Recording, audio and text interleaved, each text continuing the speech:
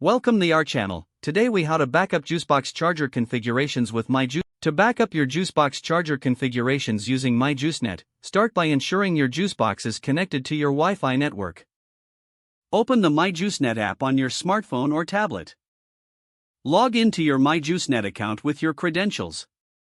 Once logged in, navigate to the Settings menu located in the bottom right corner of the screen. In the Settings menu, look for the option labeled Charger Settings and tap on it.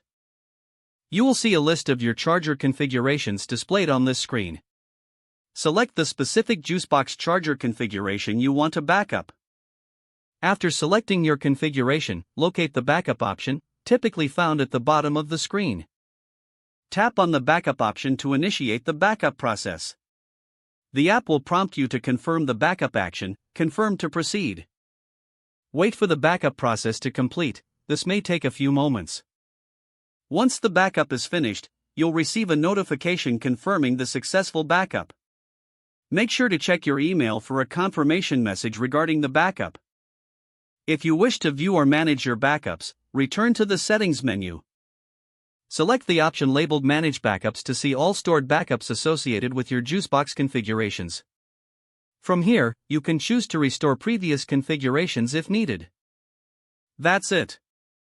You have successfully backed up your JuiceBox charger configurations using myJuiceNet.